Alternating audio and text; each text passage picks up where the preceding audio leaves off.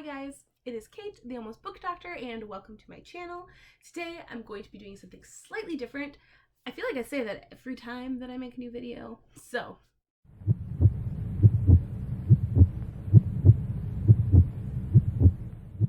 today I'm going to be doing a vlog, which is something I have not done before, and I have been in a little bit of a reading slump because I just am reading things that are a little bit slow right now, and it's not like I'm not enjoying them. Like, I am enjoying them. I just think that I need something to give me a bit of a boost, to just kind of like remind me why I love reading as much as I do, and just like burn through a story that feels really fun and quick. So I went back to my roots. I am reading Caraval by Stephanie Garber, and this is one of those like kind of standard YA fantasy romances that are out right now. I really like this book so far. I got through the first part before I realized, oh, maybe I want to do a vlog.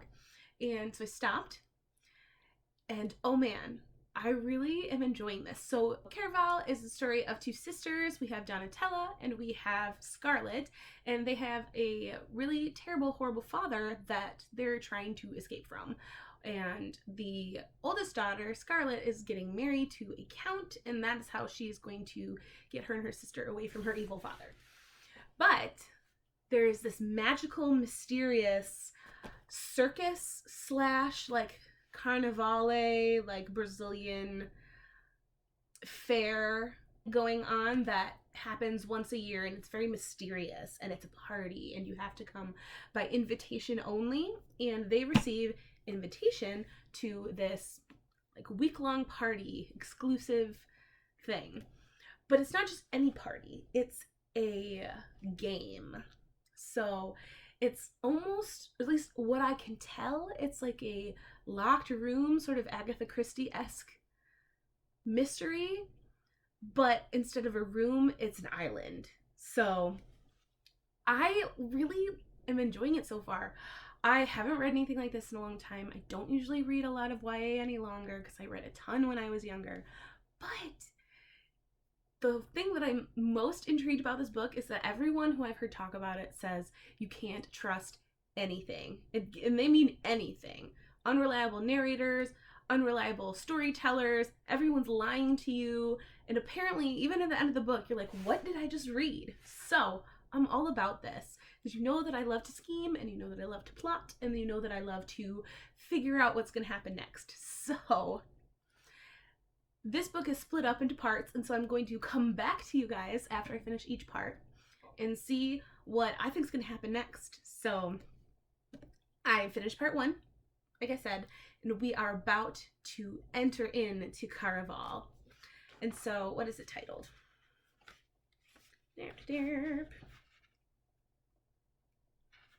The Night of Caraval Eve. And so things are about to happen. We have Scarlet, who's been separated from her sister. We have no idea where Donatella is right now, or they call her Tella. And Scarlet is stuck with this mysterious boy who pretended to be a sailor to get a ticket to go into the party with them. And so he was playing them, and Tella was playing him, and there's all this like under the surface stuff going on, and Scarlet's really out of the know. She knows like nothing.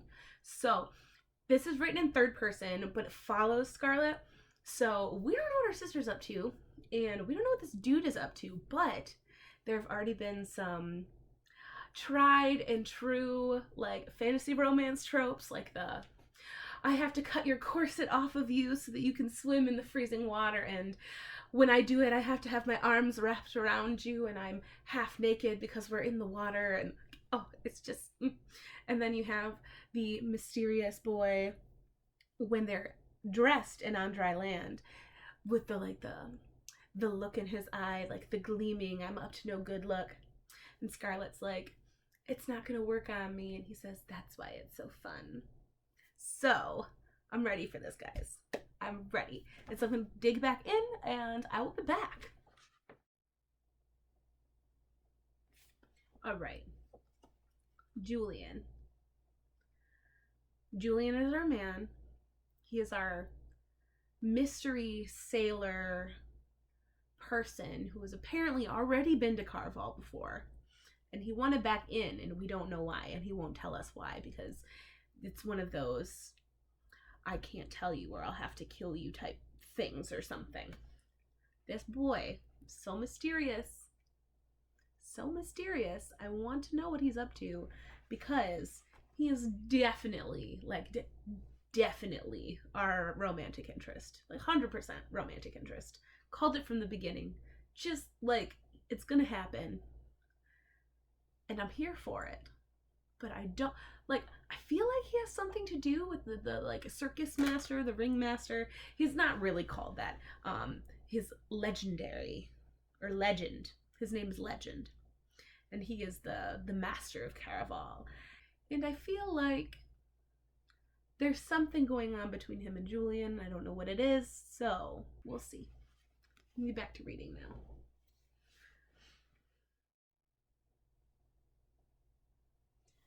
No.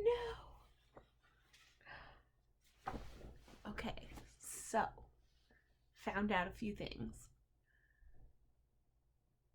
The Caraval stopped traveling because someone died.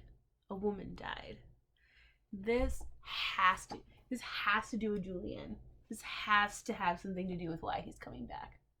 I think it must have been his sister or someone close to him. But that wouldn't really work with the romance plot. So I'm going to go with his sister or his mom, but probably his sister. Or he's the one who made the murder happen. I don't know. But he is now stuck outside while Scarlet is stuck inside. And so the mystery begins. Okay, so just finished part 2, which was the Night of Caraval Eve. And now I'm ready to start part 3, Night 1 of Caraval. So some things happened. So we actually entered into Caraval. And it is whimsical and colorful and just a smorgasbord for the imagination to take off with. I'm really enjoying Stephanie Garber's descriptions of the place. I mean, it's just fun and colorful, and you can kind of imagine yourself in this whirlwind place. It makes me think of Alice in Wonderland meets a goblin market meets Charlie and the Chocolate Factory. I don't know, it just the setting is really fun. But of course, Julian and Scarlet have to pretend to be engaged. So there's the forced proximity and the fake relationship tropes, and we have hit the only one bed trope, which did not go the way I'm sure lots of others have. This was a little bit more PG, but it's just, I love it, actually. I haven't read anything this cheesy in a long time, but it's cheesy in a good way. I'm not hating it. The only thing that's really bugging me right now is that our main character, Scarlet, I don't know why Stephanie Garber decided to do this, but she describes feelings with colors. It's she has synesthesia or something like that. At least I think that's how you say it. Where you have your senses are kind of mixed up. So when she feels an emotion, she feels it in a color. And that's just it's kind of annoying, actually. And it happens all the time.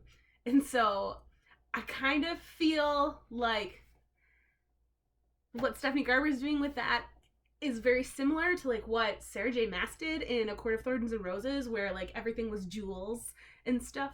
So that's the only thing I'm not liking it. But the mysteries abound. And we're going to continue on.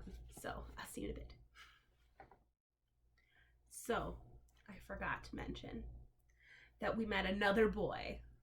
Devilishly handsome, long dark hair, dark clothes. This is a real edgelordy kind of suave, I know I'm hot guy. And of course he's covered in tattoos. And she's all oh, he's looking at me the way that I always wished a man would look at me. But it's fine. It's fine.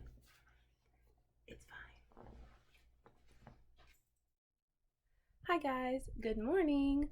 I studied a little too much yesterday and I kind of conked out while I was reading, so I did not finish the book. I didn't get close to finishing the book like I thought I was going to, but I'm going to take this beautiful sunny day and I'm going to read out on my porch. So this morning I finished the first night at Caraval and some things happened and we went to this building, this big mansion place in Caraval, but we didn't actually go in the mansion. We were just on the grounds. And there was a fortune teller tent, and there was also a tent where you could buy kisses and things, and there was romantic banter, whatever. But we went into the tent and it was kind of cool. There was this kind of creepy scary man who was the fortune teller, and he used psychology and the tattoos that cover his body to kind of figure out what's going on with people, and then he tells their fortunes. So a little sus, maybe magic, maybe not, but it was better than your terrible tarot card reading kind of fortune teller trope, so I didn't mind it. But however, in this part of the book, it's the insta love is starting to be annoying because she's trying to build up the sexual tension, but there's no actual connection. It's kind of just the I see you and I want you and I don't know why, which is fine. It's YA. I don't hate it. I think that I'm more annoyed now than I used to be by that kind of stuff, just because of the types of relationships that I like to read in books. We're talking long price quartet stuff. This can't even compare on any level. Racked up the color language again, the periwinkle curiosity and all that sorts of stuff. It's ridiculous.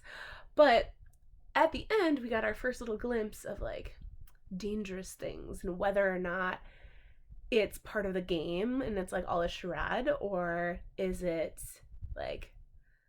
real, and are they torturing people underneath this mansion? Intriguing. We will find out. And I'm gonna take you guys, we're gonna go out on the porch and read in the sunshine, so we'll see you in a bit.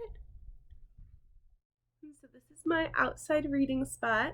I have a tiny little porch area. I have my snacks and things for reading right now, and I just don't have a lot of storage space, so some of the stuff here is just storage. But I have this little pondy thing, and these trees are real pretty in the spring and summer and winter and fall. Actually, they get covered in ice. But my puppers, they like to lay out here with me, and so I'm just going to be hanging out here, getting some sunshine and reading. So I'll be back. Okay, so I'm back, and I just finished night 2 of Caraval, and oh, what is that? Okay, excuse my reading hair. So more cheese happened, and we're following a group of clues and trying to find other clues. It's a little bit like a scavenger hunt and a mystery and a quest. And so there was a cool thing where she had to eat some food. It was very Alice in Wonderland-esque, and it took away her sense of color and led her to another clue, to a girl who has this mysterious book that has the whole history of all of the Caravals in the past. And so in order to get that, she needed to trade secrets, and she had to answer questions about herself. And she could not answer the second question correctly because she's obviously concealing things about herself. Yeah. But instead of letting her just answer a different question, they took 2 days of her life away. And so she was literally going to die and come back to life in 2 days to finish the quest in the game, but she didn't want to do that. And so she makes her way back to the hotel, and Julian finds her and gives her one of his days of his life in exchange for hers. And it was very, very odd, and more sexual tension built up, whatever. But she goes into this dreamscape, because apparently you don't die, you just go into a dream world type thing. And we get more of the color stuff that's been driving me crazy. Apparently the color purple is the color of death. And I think that this is supposed to be a throwback to her evil, abusive father who wears a lot of purple. And so anytime purple is mentioned, she's ugh, awful color. And so she sees her sister And she finds out that things might not be as like okay as she thinks they are, and that, you know, it may be less of a game than she thinks it is. Obviously it's less of a game than she thinks it is, because come on, we gotta read between the lines here. But I had some suspicions that Dante, he was like looking for his lost love or something like that, like he lost something in the game. And I've been thinking for a while, like, Julian, who is this Julian guy? Like, is he looking for someone, or is he Legend? And I think we're confirmed that he's Legend. And so now, like, is he just toying with her? Or is he really in love with her? We don't know. But I'm like pulled into this, even though I think it's absolutely ridiculous. And I think that that's going to be the case with YA from now on. So I'm going to go back because I didn't want to stop and film this part. I just wanted to keep reading. So we're going to keep going. I'm like halfway through-ish, a little bit more than halfway through now. So I'll see you in a bit. Okay, so I just finished day 4 of Caraval, which is different than the other chapters because they're supposed to be sleeping during the day and awake at night playing the game. And so this is like extra time, and people aren't like out and about and doing things right now because you have to be like locked in your hotel room or whatnot. So things happened. I think I say that every time because this is a book, and if things don't happen then I stop reading it. But this was interesting. This happened like almost all underground, and there's like tunnels that connect all sorts of stuff, and we found out some things. So number 1, Dante and Julian know each other, and they're helping each other, and now Dante is dead.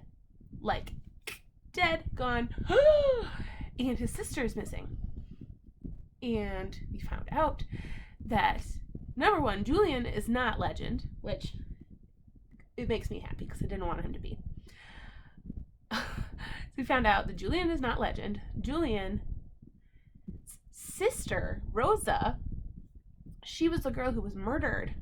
Well, not murdered, actually. She jumped off a balcony because Legend told her that he didn't love her. So he is a gaslighting son of a bee, and a liar, and a manipulator, and a horrible human being. And also, Rosa was Dante's fiance. And so Dante is back for vengeance, and Julian is back for vengeance, supposedly. And now Dante is dead, and also, oh, by the way, their dad is here. Don't know why. Julian knew about all this because it's really complicated. It's just like in this like short chapter, they just like unwound all these threads. Like, what just happened? So a lot of like nonsense, but I will say that the story is getting more connected, and I like that. And there was a scene that I appreciated between Julian and Scarlett where they actually like talk to each other and like bond over something, so it feels a tiny-ish, little-ish bit less than a like love at first sight Insta kind of thing.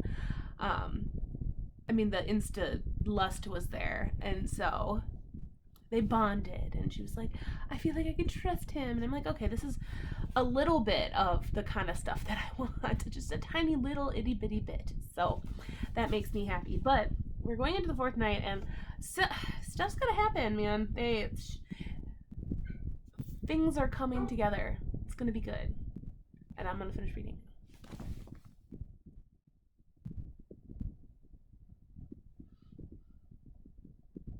Really?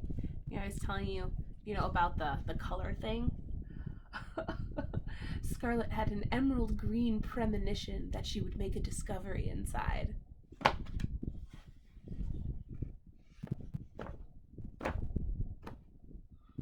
An emerald green premonition. What is that even supposed to mean? Like, what? I don't know.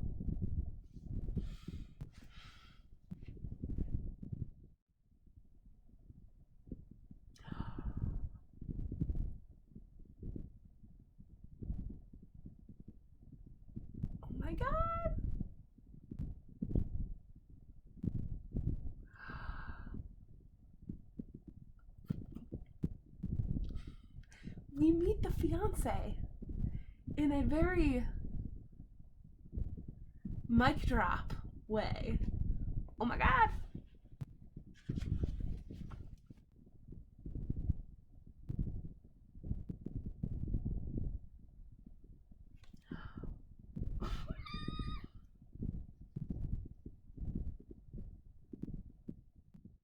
Okay, so I just finished night 4. We're going into the last part of this book. Well, technically there's 2 more parts left. I don't know if I'm going to split them up though. But things happened. Obviously.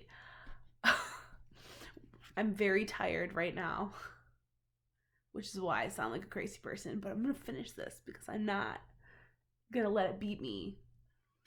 We met her fiance and her father, and it was terrifying, guys. It was terrifying. He was crazy. Her dad is like, there's no substance. He's just evil to be evil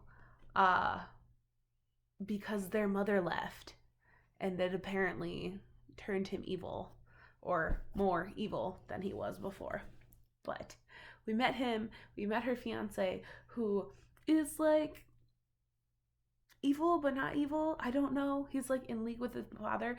Nothing is what it seems in this book. Nothing is. I have no opinions because nothing is anything, which I know is very confusing, but this book's confusing.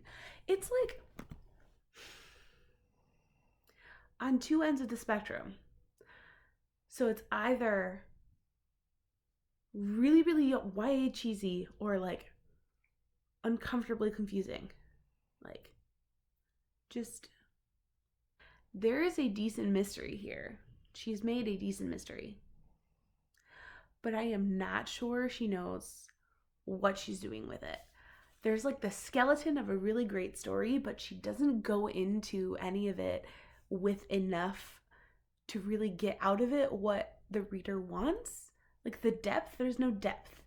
So while I'm delighted and surprised and stuff, it's very surface level-esque of that, which I just don't really like, but it's still fun. It's like popcorn fiction, I guess is what I'd call it. It's popcorn fantasy. But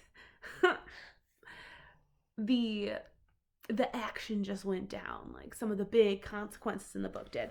And there's this one part where I just shook my head because I didn't know what to say. So there's a confrontation, and we finally meet Legend in this part. Finally meet Legend. And he says that he's had Julian under his thumb the entire time. And you're like, what? First we thought Julian was bad, but then we thought he was good. And then we thought he was bad again. And then we thought he was good. And now he's really bad? And no, contraire. He is good. But how? Anyway, at some point, I can't even. He stands up to Legend, and then Scarlet thinks it might have been a beautiful moment if Legend had not chosen that same instant to pull out a knife and stab Julian in the chest. That's it. That boom. And I was just, what? What? That's what I thought the entire time. So, Julian is dead. As far as we know, he's dead. And Legend has scampered off, and now we have to see if Scarlet can find her sister before her sister gets killed. See, there's this whole like mystery of Legend's past that no one actually knows what happened. And I know that's going to have a lot to do with the end of the book. But right now there's lots of strings and nothing's tied together, and I don't get it. So we'll see.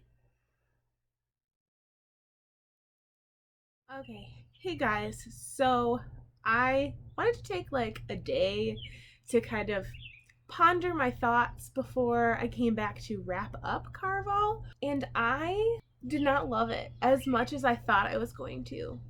I thought in the beginning, like, oh, this is going to be great, like the story setup is awesome, but by the end, there were just some things that I was not fans of. Now, the basic storyline I thought was great. The end of the book, we have obviously Scarlet saving her sister, like Tella's not gonna die completely, but she does die. She kind of pulls a Harry Potter where she dies, but then she's mysteriously brought back to life because apparently there is magic in Caraval, and that if you're an actor, then if you die, you can come back to life. But if you were just a player who's been invited to the game and you die, you stay dead, which seems very arbitrary to me, and I don't quite understand why, other than for some like easy plot points and like Deus Ex Machina kind of thing. So that was a little cheap for me. And at the end, like, it just happens so fast. You know, we're hunting for Tella and we figure out that it has to do with the roses and that we have to go to this shop, and then we end up finding Tella and going to the roof, and Tella's acting all weird and all this sorts of stuff because she's like, oh, you know, this was the plan all along and nothing's wrong, and like, I'm in love with this boy and he's wonderful, which also is somehow even more insta love than Scarlet and Julian's relationship. So like, there's the normal insta love, which is already annoying, and then there's insta lightning fast insta love, which is just like, Tella's awful. I don't like her as a character. She's selfish. She's like, I don't want to call her an airhead. She's just not the smartest person. And even when she's trying to do nice things for her sister, it always just seems like she's doing them for herself. And so I don't really believe her. I don't believe her arc when they say like, oh, she planned this out to save her family and like save them from her father and all this sorts of stuff. Like, I don't believe it. And also the thing with the Count kind of just like falls away. He's just like gone. So there are a lot of dropped plot threads by the end of this book. And the romance does not feel justified at all. I don't feel like there were any actual consequences for anything. When people died, it just seemed like it didn't really matter. And then the whole overarching story with Legend seemed a little cheap too. I am intrigued by it though, so to be honest, I'm probably going to read the other two books just because I want to know what this Legend person is. I want to learn more about Caraval. Like, the actual game and everything is fun. Like, I think it's fun for what it is. I think that it could have been way better utilized in a story. Like, she could have done so many other cool things with this. And I kind of just want to see if she gets better, because so many people love these books. Do they get better? If they get better, you know, redemption is cool for me. But I know I'm skipping around a little bit, but my brain just has a lot of thoughts about this book. At the very end, like I was saying, there's that cast party, which seems kind of weird, and Tella and Scarlet are the first people who haven't actually been, like, actors to be invited, and she finally sees Julian again after, like, he had to pretend that he didn't love her, and then he left her this, like, message inside of this pocket watch, which didn't really make much sense, and she kind of jumped to conclusions. Ugh. But they have their, like, romantic kiss where they say that they love each other even though they've only known each other for 5 days, and he lied to her for most of them. But it's okay, apparently. And they're just gonna be fine now. So I don't really know. It's just so unbelievable, and it feels like it was not earned in the slightest. Like, I can enjoy insta-love if I feel like it's been semi-earned over the course of a couple days. Like, there's still instances that I enjoy, like, insta-love, but this just felt so unearned. And after all of the bullshit, like, I feel like Tella and Scarlet probably have a lot of trauma from what happened with their father and their mother, and she just is accepting this, like, lying crap from this guy. Like, she doesn't have any respect for herself, apparently. So let's see some character growth in the next couple of books, Stephanie Garber, or however you say your last name. I just want to see more. Also, we never find out who Legend is. We don't know anything about the truth of Legend. We just have the same like stories that have been passed down, which may or may not be the truth. Apparently he wears a different mask at every game, and so he like can make himself look like other people. Which means he could have been anyone in the game. We don't know who he was. But something has to do with their mother, because if you recall, their mother left just like out of the blue because, you know, the father was abusive. So that makes sense, but she didn't take her daughter. So what's going on? And what does it have to do with Legend? Because it totally has to do with Caraval. Like, come on, it has to. So I'm wondering if like she helped Legend or like planned this along with Tella. I don't know, but I guarantee you we're going to find something out about the mom. And I want to know about the mom. But at the very, very, very end, after the epilogue, we get this letter from someone to Tella about how their plan worked perfectly and that they will, you know, come for her soon or something like that. What does it say? Here it is. So we get this letter at the end, and it says, "Congratulations on escaping your father and surviving Caraval. I am pleased that it worked, and I had no doubt you would survive the game. Your mother will be quite proud. Will be quite proud. Not would be quite proud. Will be, which means she is deaf, still alive." And then they say something about, "First you must keep your end of our bargain. I haven't forgotten what you owe me in exchange for all that I have shared with you. I plan on collecting my payment very soon. Truly yours, a friend." Which, come on, it's freaking Legend. Like, come on, obviously. So, my thoughts on what's going to happen in the next couple of books. Obviously, Scarlett and Julian are going to stay together, and there's going to be drama about that. They're going to find the mom. And I really think, like, Legend might be some sort of, like, immortal being or someone who's extending their life over and over again. So, I think that he's going to, like, fall in love with Tella. Like, I feel like their end game for some reason. Or he's going to, like, die. Yeah. Either that, or maybe he's, like, Daft Punk and it's just, like, a new person. Or, like, the Stig on that British car show. Why can't I remember the name of it? Oh, I love this show too, and my brain is just, I'm in Scrubs because I had an ER simulation this morning, so my brain is not working for anything else. So those are my thoughts on Caraval. This was fun. This is also probably like the closest thing I've ever done to a rant review. I think I'm going to give it 3 stars, and I feel like that's kind of generous.